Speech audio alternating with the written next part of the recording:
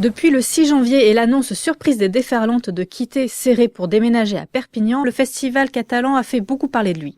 Diane Saboureau, qui a suivi le dossier pour l'Indépendant, fait le point avec nous. Alors Diane, est-ce que tu peux nous rappeler toutes les péripéties de ce dossier des Déferlantes? Alors ça commence vendredi 6 janvier, il est précisément 14h quand nous recevons un communiqué de presse surprise nous expliquant que les Déferlantes quittent Céré pour Perpignan. C'est un communiqué qui nous est envoyé par la Frontera Production qui organise le festival. Nous avons dû passer des coups de fil et déjà vérifier qu'il ne s'agissait pas d'une blague. Personne n'y croyait et finalement il s'agissait bien d'un réel déménagement de Céré à Perpignan en surprise. Et ensuite, qu'est-ce qui s'est passé juste après cette annonce? D'abord, il y a eu une vague de commentaires très négatifs sur les réseaux sociaux de la part des fans du festival qui se sont insurgés de passer d'un site avec un château à un site sur un parking du parc des expositions de Perpignan. Le samedi, ça a été au tour du groupe Indochine qui avait été le premier nom communiqué par les Déferlantes de la programmation de 2023 à s'insurger et à annoncer ne pas vouloir venir jouer dans une ville dirigée par un maire Rassemblement National, donc Lou Alliot.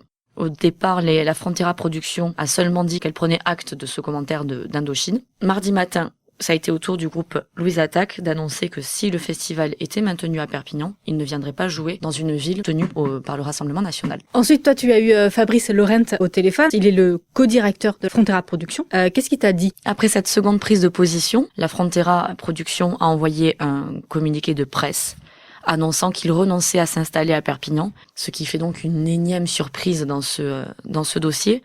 Fabrice Laurent a accordé une interview en exclusivité à l'Indépendant, dans laquelle il expliquait très bien que sans artistes, il n'y avait pas de festival, qu'ils avaient aussi entendu la gronde des festivaliers de ne pas vouloir assister à un festival, du moins aux Déferlantes, sur un parking. Donc c'est acté, les Déferlantes ne viendront pas à Perpignan. Quelle a été la réaction du maire Louis Alliot? Il n'était pas très enchanté, puisqu'il a envoyé un communiqué de presse assez violent où il réagissait en expliquant que le sectarisme avait pris le dessus et il me semble que c'était le chantage et le sectarisme auront eu raison de l'intérêt de notre territoire.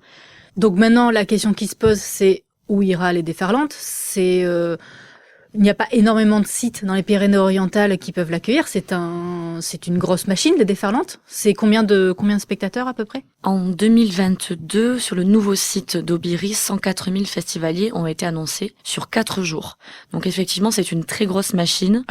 Il faut avoir un terrain propice à l'accueil d'autant de monde en 4 jours. Il faut aussi une collectivité avec les reins assez solides pour pouvoir aider financièrement la Frontera Production. Donc toi, tu as eu plusieurs maires au téléphone. Est-ce qu'ils ont été approchés? Est-ce que eux ont démarché la Frontera Production? Alors c'est l'omerta totale. Personne ne veut parler officiellement, mais selon certaines confidences, 6 sites pourraient accueillir le festival des Déferlantes. Un semble totalement improbable. Pour les nostalgiques, il s'agit du château de Valmy à Argelès-sur-Mer, puisque Fabrice Laurent avait d'ores et déjà dit qu'avec la nouvelle ampleur de la programmation, on pense notamment à l'artiste Rosalia, il n'était pas rentable de la faire venir pour 15 000 personnes. Or, c'est la capacité du site de Valmy. Donc le site de Valmy semble peu probable que les Déferlantes y retournent, mais il y a des pistes du côté de Tuire et de la Villa Paluda, où la Frontera Production organise déjà un autre festival avec le couple François-Xavier et Anaïs de Maison qui s'appelle Pellicou-Live.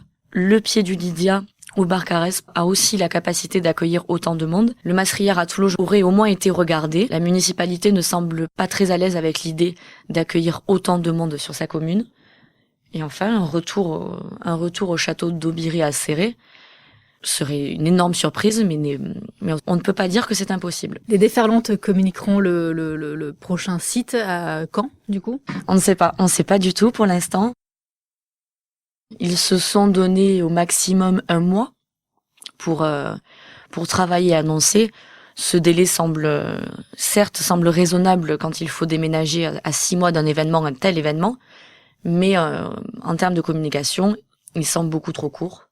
Donc, on peut largement imaginer que d'ici une quinzaine de jours, on devrait avoir, sinon une confirmation officielle, au moins des pistes beaucoup plus sérieuses. Merci Diane pour tes explications. Je rappelle que tous nos articles sur le déménagement des Déferlantes sont à retrouver sur l'indépendant.fr et dans nos éditions papier.